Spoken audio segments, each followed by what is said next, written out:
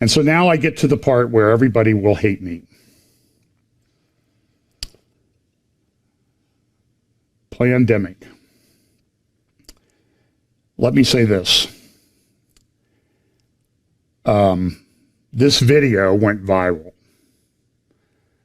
I remember in one 3-minute stretch in my messenger on Facebook, somebody sent it to, 10 people sent it to me in 3 minutes.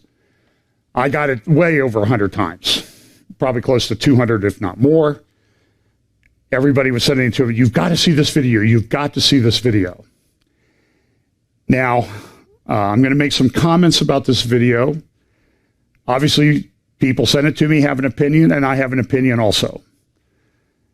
And I researched it.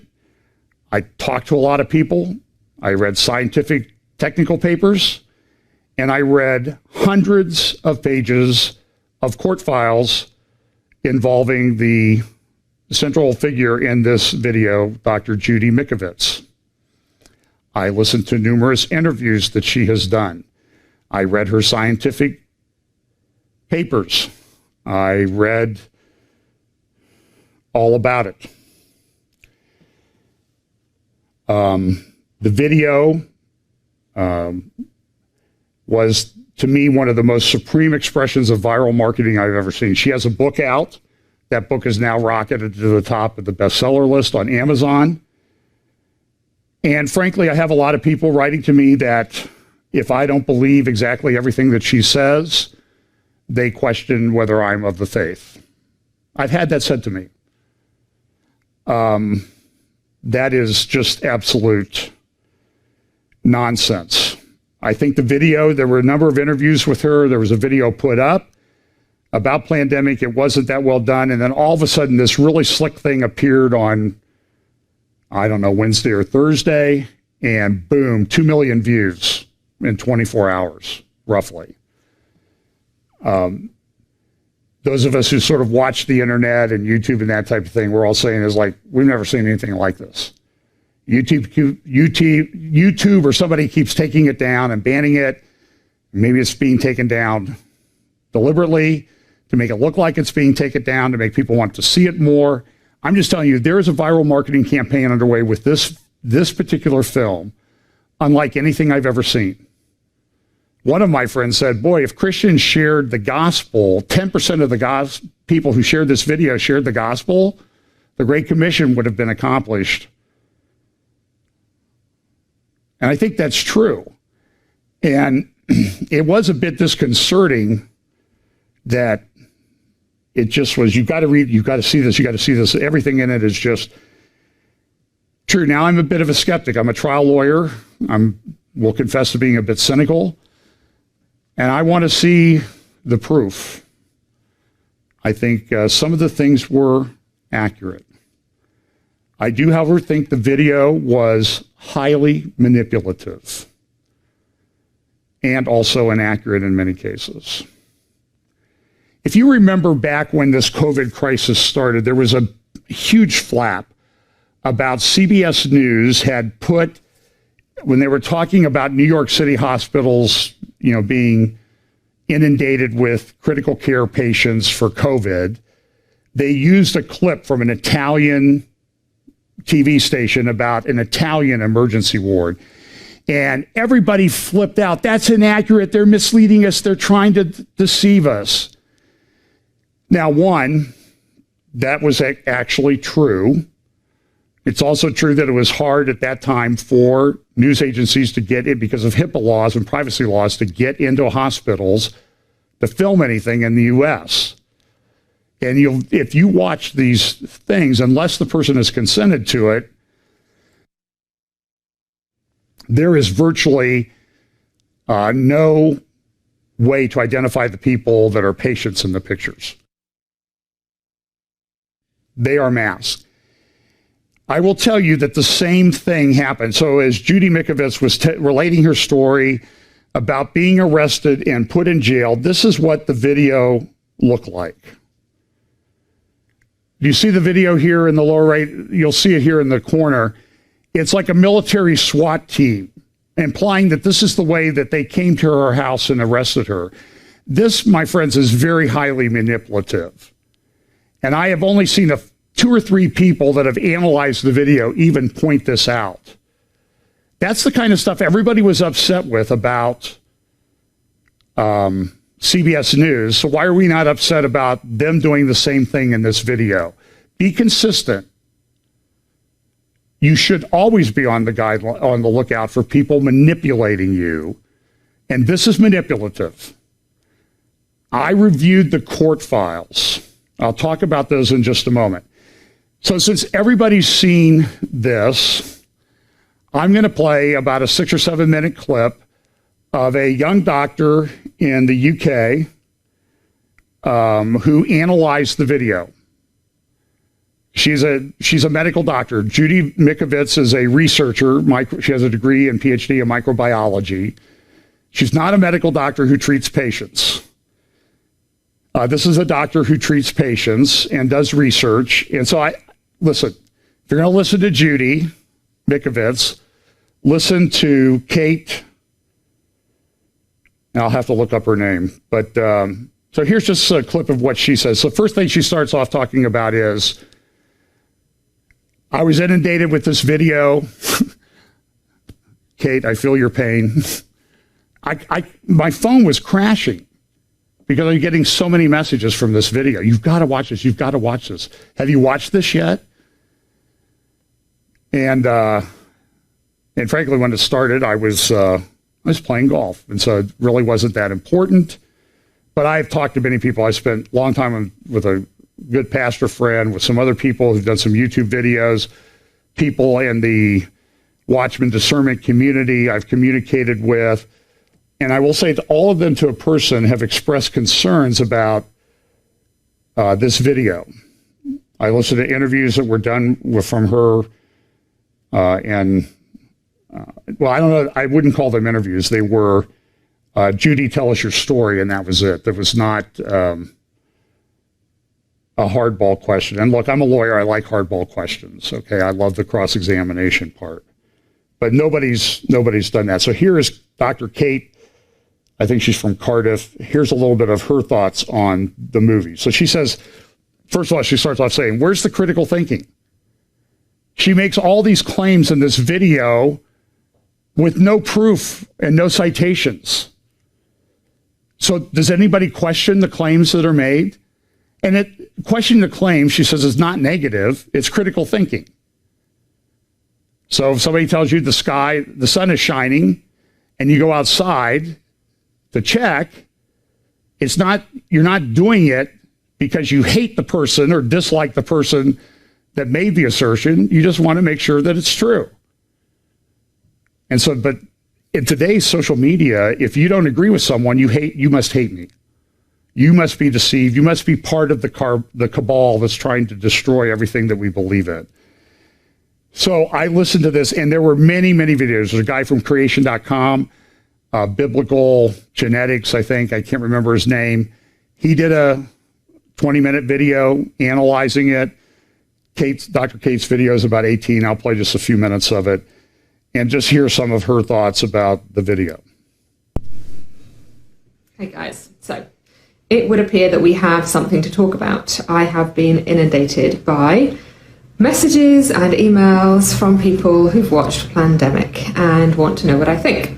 And I was planning to completely ignore it and hope that it just drifted gently away, but I can't study because I am so infuriated that the world is being taken by this. So here we go, and more specifically that the church is being taken by this, actually, because we are meant to be people of discernment. Here we go. There are a few questions that we ask. There are a couple of questions that we ask as humans, and then for us as Christians, there's a third question that we're going to ask. So the first question is, who is behind this? Okay, so anything we watch, anything we read, we want to know who is the person that's putting it out. And there are a few questions that we want to ask about them.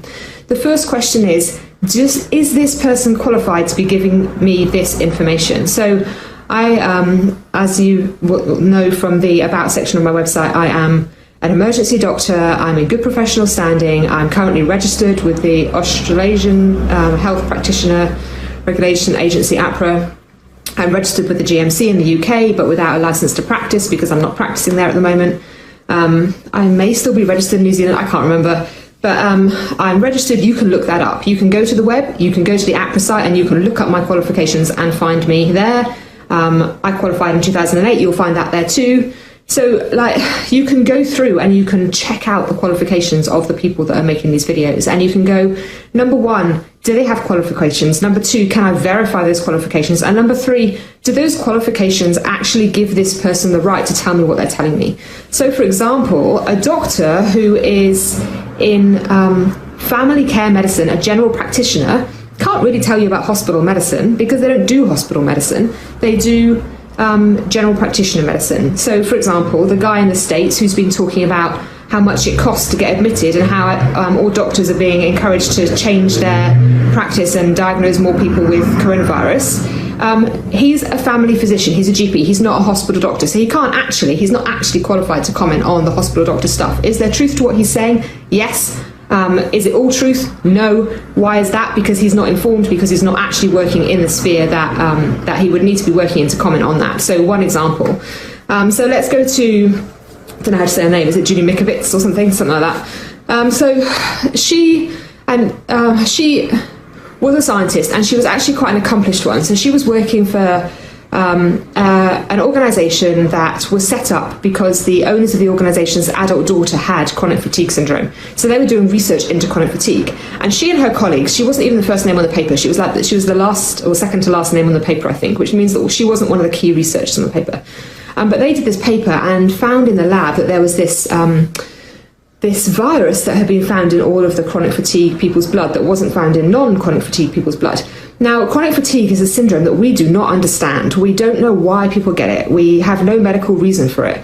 And the poor people who suffer from it, they all want answers, completely understandably. So her lab put out this paper that this virus causes chronic fatigue, and the whole chronic fatigue community went, oh my goodness, this is amazing, finally we've got a cure. The problem was, whenever anywhere puts out a medical discovery, the reason why they publish journal articles outlining all of their methods so carefully is so that anyone in the world can reproduce their findings. And one of the things that gives integrity to medical research is whatever you put out, someone else can reproduce it. And the more people that can reproduce it, the more verifiable it is. Then that's when it changes science and it changes the world, because people go, they found this, we found this too, we agree, yes, and let's move on and do another advance and build on that. That is reliable information, let's put it in as a building block and let's build on it. Well, the problem with this research paper that she did was that it wasn't verifiable. So people all over the world were trying to verify it and they couldn't. And so they went back and they went, hang on a second, there's something wrong here.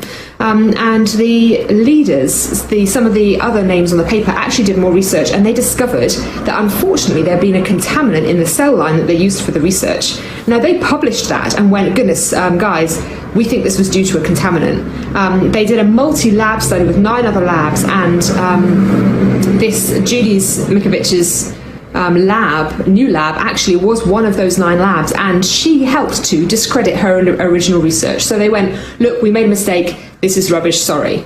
And it was just quietly dropped in the scientific community. All the other researchers, they hadn't done anything wrong, it was an honest mistake. All the other researchers just got on with life because it was an honest mistake, it was fine. But she didn't. She started really, even though she was part of the paper that discredited her own research, she started really vehemently fighting and just wouldn't drop it. And then, because she just showed a lack of integrity in a couple of areas in her research lab, and so the head of the lab said to her, hey, what you're doing here is actually wrong, and I need you to give me this information because it's not integrous that you would hold on to it. And she went, no, I'm not going to do that. And they went, well, I'm sorry, then we're going to have to let you go. So they terminated her employment, and she says on the Plandemic video that she did not go back to the lab and steal any notebooks or anything, and it's true, she didn't. What she actually did is get 2 of her assistants to break in and go back and retrieve things for her, which were later found and then restored. So, oh my goodness, so she's not only, made an honest mistake, but then she tried to cover it up. She wasn't in jail for a long time. She wasn't gagged, she had a restraining order put on her so she wouldn't destroy the notebooks. until they found them. Like, there's just so much misinformation, and you can Google back in 2011 when all this happened, and you can read all of this. So she said that she was searched without a warrant. Again, that wasn't true. They had a warrant. Like, there were just so many inconsistencies. So as a person, immediately I'm going, whoa, you are lying about a lot of things, and I'm not sure if I trust you. You've shown a massive lack of integrity in several areas. You're continuing to show a lack of integrity, and I'm not sure if I trust you as a person. So our number one question is, who is this? Who are they? Do they have qualifications to be saying this? Are they credible? And for her, really, once you have a look at all of this, you have to go, actually, I'm not convinced that you're hugely credible. Secondly, you say, what do they stand to gain from what they're telling me? So loads of the messages I've got have been saying, she's got her head on the block for saying this. And it's like, no, her head was on the block back in 2011 when she was all over front page news, and it completely damaged her reputation. Her head is not on the block now. Now she's trying to sell a book, and now she's trying to sell a documentary. So why has she been quiet all this time? I can't find anything at all about a gagging order. All there was this brief restraining order with the notebook. So I don't know how much truth there is in that, but certainly now she is trying to sell something. And as soon as I'm hearing somebody who are trying to sell something or stand to gain from what they're telling me, your red flag should be going up, because there's a whole load of information out there on the internet that seems to be trying to help you and seems to be trying to break truth and help you to be independent, all this kind of stuff, and they want to sell you something. And she is trying to sell a book that she's just written. She's trying to sell a documentary that's about to come out. So number two, we fail on, because she's trying to sell something. Number three, who are they being sponsored by? So if it's a trial, who was sponsoring the trial? Who was giving funding towards it? I'm not entirely sure. The guy that is making this video is hugely accomplished at being able to manipulate the viewer's opinion and emotion. I don't know if you remember, there was this one bit where she is quoting somebody and they overlay her voice on top of the person that is saying it just for 3 words. So that makes you think that what she's saying is definitely true and she's a believable person, but the whole of the rest of it was wrong. So just incredible skills in cinematography and in filmmaking. So anyway, you can go and find Judy or Kate. I'll try to put a link. I have the video downloaded. She's on Facebook. If you want to message me on Facebook to ask for a video, I will violate my rule and send you a video in return. But don't send me any more videos. I posted something this morning about, hey, there was a doctor who did I think a pretty rational evaluation of Plandemic. But I can't remember her name. Does anybody else see it? And immediately people started sending me the Plandemic video again. So I had to take the post down. So listen, I'm a trial lawyer, have been for almost 40 years, the end of this month. I've had a lot of court cases.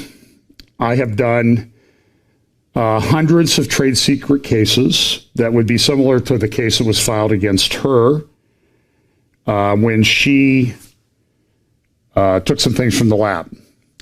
But I'm being inundated with all these people like, well, here's somebody who researched it, and they have found out that you need to believe Judy Mikovits because of this.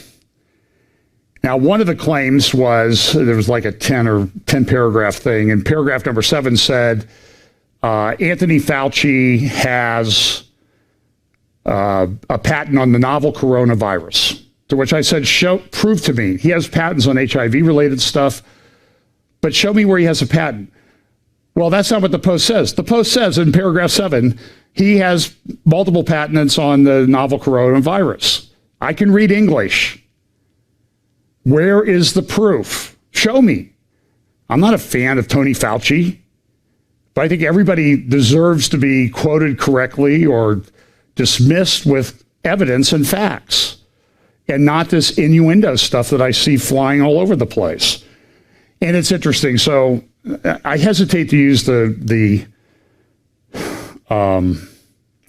name of a friend that I contacted to. I talked to one who's a very well-known researcher on the New Age.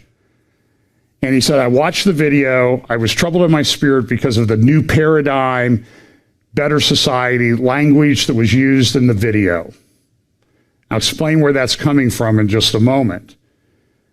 Another one who, husband and wife, and the wife has been a biological researcher, They were quite clear that Judy Mikovits in the thing referenced a recent study that said that if you'd been given flu vaccines, you were most likely to get a coronavirus. Now, it's a different coronavirus, and it was a study of, I think, people in the Army. But the conclusion was, no, we really can't prove that. But she says in the video, and they hold up the study, and she says that this is what the study found, but it's not what the study found. The study found the opposite. This is problematic. Why did nobody ask her a single question in all the interviews that I saw? What is your proof for this? She makes assertions that Fauci has killed millions. What is your proof for that? And I've seen other lawyers, I've seen doctors, everybody go through, and they're all asking the same questions. And I don't understand why, because you agree. I mean, I had people tell me, don't you dare say anything about this video because you will cause people not to believe her.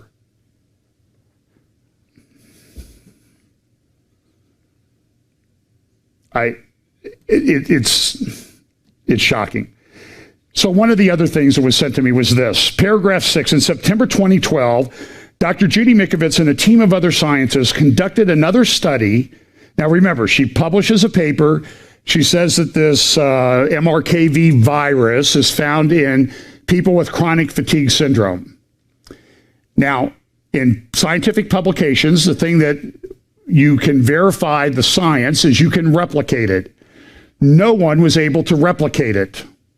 Even the people that were doing similar parallel studies to her with this virus in connection with prostate cancer, nobody's been able to do it. And so what they found out at this research facility in Nevada that she was working at, that there was some contamination in the samples.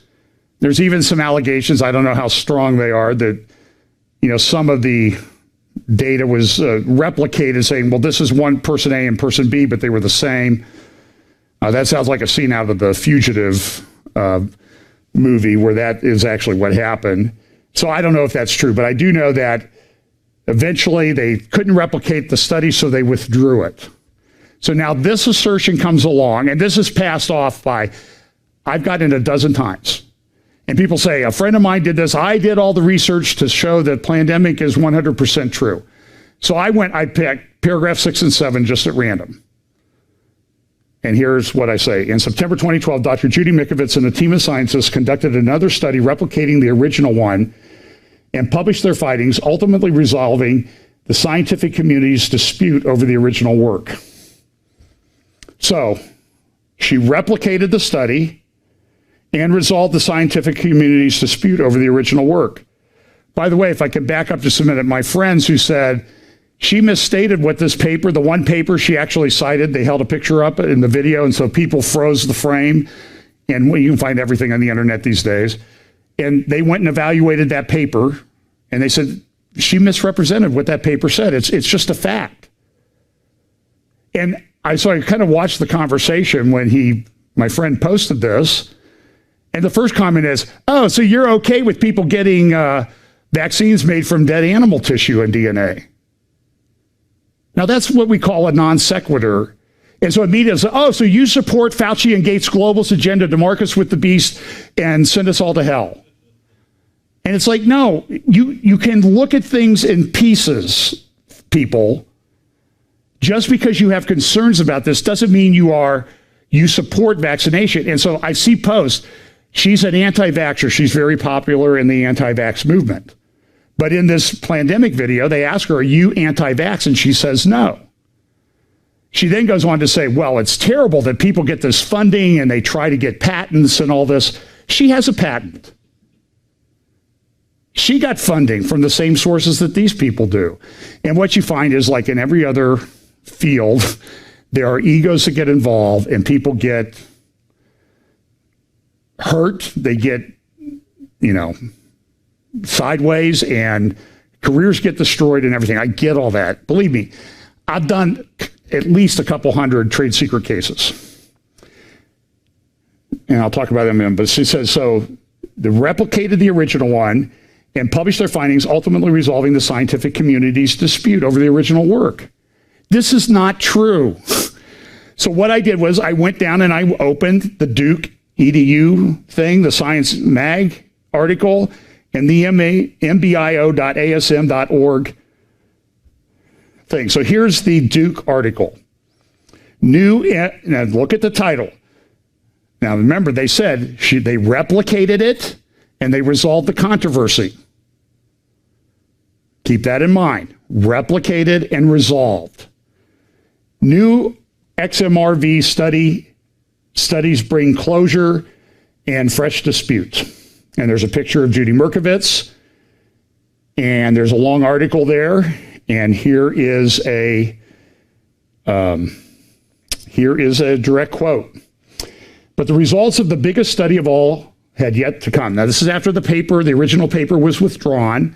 They're trying to replicate it, and Science Magazine has pulled it back, and so they're trying to save their research. Her theory is that this virus got into people from vaccines and caused chronic fatigue syndrome. And so she's trying to do really good things to solve this problem. But the results of the biggest study of all had yet to come out, funded by the U.S. National Institutes of Health and led by Ian Lipkin at Columbia University, the $1 million multi-center project finally published its results on Tuesday in MBio, and not surprisingly, it concludes that the XMRV theory is really, really dead. What does that mean? It means they could not replicate the original study, calling into question everything that had been written about it. And everybody was excited. Maybe we're going to finally get some resolution with chronic fatigue. It's a problem. I have friends that suffer from it. I pray that somebody figures out what's going on.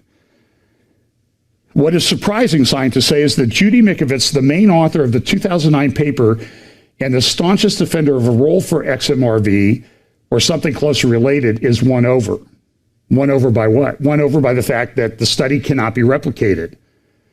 Mikovits, who participated in Lipkin's study, concedes it is, quote, the definitive answer. There is no evidence that XMRV is a human pathogen. Period. End of quote.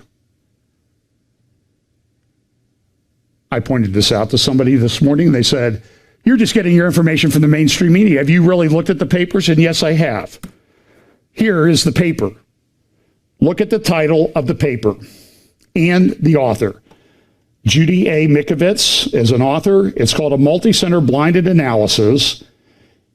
Indicates no association between chronic fatigue syndrome, myalgic encephalomyelitis, and either xenotropic murine leukemia virus-related virus, XMRV, or polytropic murine leukemia virus.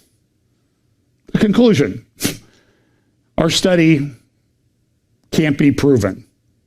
And as she said in a quote, it's over. In fact, the discussion says our results definitively indicate that there is no relationship between CMFS-ME and infection with either XMRV or PMLV. Indeed, we did not find any evidence of human infection with XMRV or PMLV in peripheral blood in our sample of 293 subjects. And so if I was preparing a cross-examination of Judy Mikovits in a court case, believe me, I'd have a stack of copies of this and we would go through this in detail. Because now she's sort of out there claiming, well, there really is still a problem. And she makes these claims that are not supported. Now, a lot of what she says, I think, is true. I mean, there's concerns about vaccines. I think we're all concerned about it because there's this over-vaccinating that I think is vaccine that's taking place. And there's all this talk about you're not going to get out to be able to do things unless you have the antibody or a vaccine certificate or something. And I'm concerned about that too. Because frankly, there's never really been an effective vaccine on a coronavirus of this type anyway. And so I think it's a bit of a pipe dream. So we're maybe talking about what's still sort of science fiction, although people are looking at it. I think the promise will be in treatments for the problems that seem to arise with this virus. So what about her court case? I downloaded hundreds of pages. This is an affidavit filed by the company that fired her and then said, turn in your notebooks. It's by one of her coworkers. His name is Max, PFOST. And in paragraph 7 of this affidavit, and this is what you do when you file a case like this, it has to be verified. You have to have supporting sworn testimony to go in and get a temporary restraining order for return of documents or to prevent them from using trade secrets and that type of thing. I've done it a couple hundred times. And this is pretty par for the course. And this guy testified. Mikovits then directed me to remove samples from the lab at WPI, that was her employer, and all the notebooks from WPI containing irreplaceable research and data and provide them to her at a later date. She kept her laptop computer with information from WPI with her. And she says she never took it, and now we have so there's a factual dispute. So she gets opportunity, she files court cases. One of the cases was a qui tam action, which the plaintiff is essentially a whistleblower, steps in the shoes of the governments, files a lawsuit against the people who received money under what violating the False Claims Act. They claim they were entitled to money that they were not entitled to. And then if there's a recovery, the whistleblower who brought the complaint gets a big chunk of the money. I forget what the percentage is, 30, 40, 50%. And it can be worth millions. I mean, there are people, I've heard of people, known attorneys that have handled cases like this. But she filed a case, and she was given many opportunities to put up her evidence and comply with court rules. Her attorney withdrew from the case at some point, and the judge just finally, and I've been in many, many cases like this. In one of the cases, the judge just said, listen, you're not obeying court rules. You're not complying with discovery requests. As sanction for you, I'm entering judgment against you and in favor of your former employer in the amount of $5.5 million. This is highly unusual. I've had it done. I've maybe able to accomplish this 3 times in my entire career. And I will confess that when it happens, and I've had cases where I think it should have happened, but it didn't because judges are very lenient. And when it happens, I do not have good thoughts about the people who get these type of judgments entered against them. They're given chance after chance after chance after chance by courts. And this is what happened in almost all of her cases. So there were criminal charges filed, they were withdrawn, and that type of thing. And then here is one of the most recent dismissal entries from, there was a more recent one. This case was dismissed. She had to serve process on somebody. She never did it. And the court just said, listen, the case is over. So now listen, the other thing that the lady doctor, Kate from the UK, said was, who's behind this? Now, I have a friend, Mike at On Point Preparedness. We talked for a good while on Thursday about this because I put up a post that said, please stop sending me this video. You're crashing my Facebook, and I've seen it, okay? Enough. And then Mike posted something that he had looked into who the director was. So I would recommend you go to Mike at On Point Preparedness on YouTube. There's a couple videos up. One's called Half Woke. And another one, I think, is the New Age Agenda Behind Plandemic. And immediately people say, we shouldn't look at the people behind the film because it's all about her.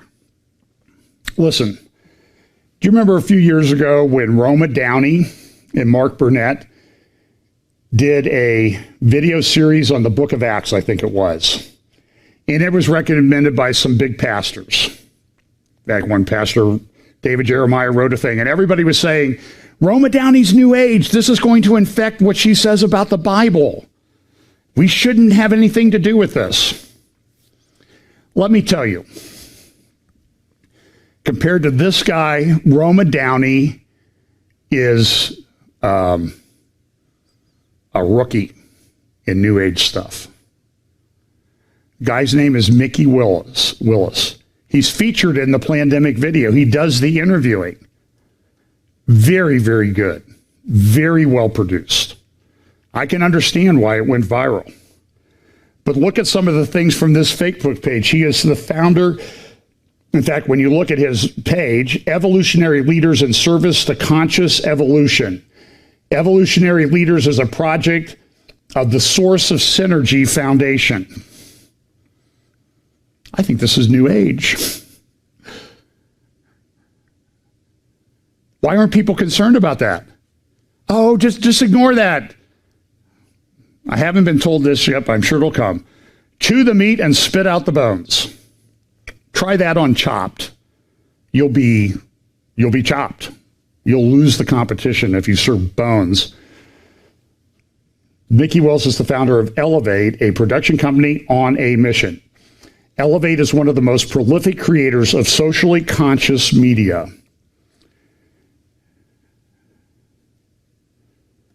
And here is part of the video that's on one of his websites showing what he's about. Look at the imagery that you see here. The inner light coming out. Reiki.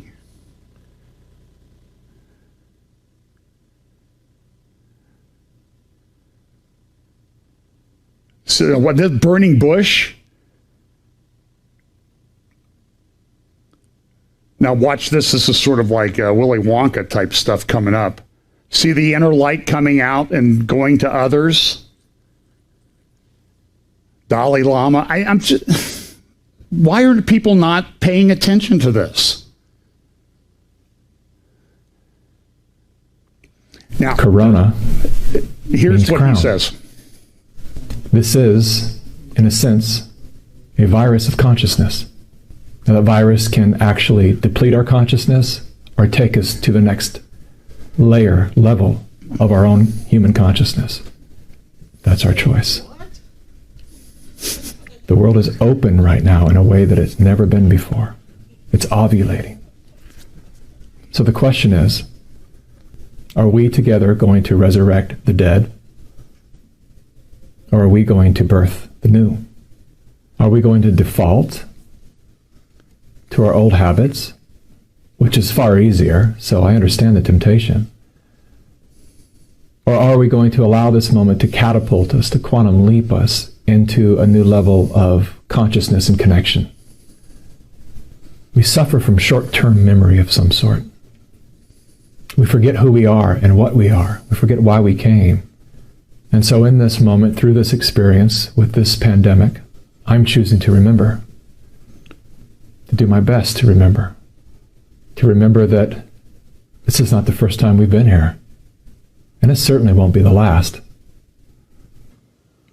I appreciate being in this experience with you. I'm talking grateful about the that virus. I somehow chose this time and space to incarnate into this life. That may sound woo-woo for you, but this is the time when we need to get a little woo-woo, people. Might To sound find something woo-woo. deeper. This is the moment. Now, a friend of mine, not a friend of mine, but somebody I'm aware of, his name came up in some of my conversations, a young man named Steve Bancarz, Bancarz, Stephen Bancarz, Bancarz, has a video up about this. Could pandemic have a new age agenda behind it? I grabbed these clips from that. They're also on Mikki Willis' Facebook page. He's a former New Ager, very gracious analysis. He actually knows Mikki Willis. And so I'm just telling you, I have many, many, many friends who are deeply, deeply concerned about the agenda that's out this. And now Mike at On Point Preparedness put up another video yesterday showing Plandemic Part 2, which is this Dr. Boutir, a doctor from North Carolina, who I think is sort of like a Dr. Oz Muslim in New Age. And he's very good at marketing his videos. Maybe we should do it. Better watch this video today. It'll be banned in 24 hours. Or I'm taking this video down in 24 hours and I see it 3 days later. And do you understand? Do you see what's happening with the hype and everything? And I'm just concerned that everybody's falling for it. And listen, guess who shows up at the end of this Dr. Boutir's video, Plandemic Part 2, is this guy. There's an agenda here. Don't fall for it. Now, I'm not saying discount everything that Judy Mikovits says. I'm not saying that. I'm not saying buy into Bill Gates' agenda or Tony Fauci's agenda. I'm not saying that. But we need to be, of all people on planet Earth, the church needs to be people of truth and discernment.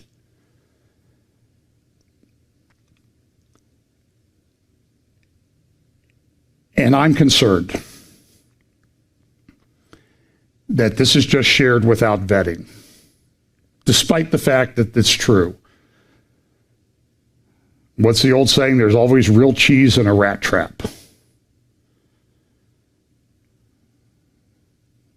This is a problem. If you look at his Facebook page, and I'll finish up with this. This is Facebook page post from March 6th. This is 2 months before Plandemic ever came out. Look at what he says down here in the last paragraph. No, this is not an intro to a sales offer. I'm sincerely interested in knowing how you're doing, if for no other reason to remind you that people care. Despite the way we communicate here on social media, humans are deeply kind and loving. It is our nature to nurture. We would die for each other. And then now he gets in, now the mask comes off. Beneath the layers of armor, our hearts are beating strong as one. Our hearts are beating strong as one, while our minds are working overtime to protect and divide us from imaginary enemies. The wisdom of the heart informs us that it is literally impossible to be separated from each other. We are indivisible by design. And he goes on to say in that last paragraph, there is no blue, no red, no left, no right, nor us or them. By the way, I think this might sound woo-woo. It sounds woo-woo to me. In ultimate reality, we are 7.7 billion cells giving life to a single organism. That's rank New Age. Listen, I told somebody this in a discussion this week. As Christians concerned about discernment, leftism, globalism, and the evils there, socialism, whatever you want to call it, that on the discernment tree, that's low-hanging fruit. But I'm telling you, on the other side of the issue, when you see these people talking about a great awakening and that type of thing, and other movements that are pushing this, when you really dig into it, there is a New Age agenda behind it. It's a dominionist agenda. Even in church, you would call it New Apostolic Reformation. I'm telling you, I'm very concerned that, listen, the devil works on both sides of the issue, folks. We are in a spiritual battle. Ephesians 6, we wrestle not against flesh and blood, but against principalities and powers and wickedness in high places. The solution is armor up, be people of the truth, don't be turned aside to fables. Satan's working both sides of the issue. Be careful. Pray for discernment. Share a Bible verse with someone every time you want to share Plandemic video. And by the way, I oppose them taking that down. I think it should be left up. I think everybody should watch it. But I also think everybody should watch the videos that are addressing what I think are some serious issues in that video. And I think by the assertions that are made, the truth that's there gets undermined. At least it does with this guy. Don't fall for it. There's a bigger agenda at play.